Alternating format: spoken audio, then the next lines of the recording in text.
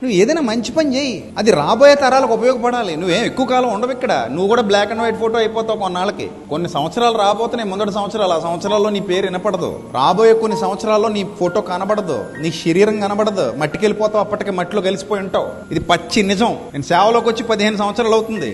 ఇలాగే నా ముందు వేల మంది కూర్చుని వాక్యం విన్నారు ఈ 15 ఏళ్లలో. కానీ ఇప్పుడు అందులో చాలా మంది మట్టిలో ఉన్నారు. వాళ్ళు కూడా ఇలాంటి ప్రసంగాలు ఎన్నోళ్లే. నువ్వు మట్టిలోకి వెళ్తావు, కొన్నాళ్ళకి కనబడవు. ఈ ప్రసంగాలు మీలాగే వాళ్ళు విన్నారు.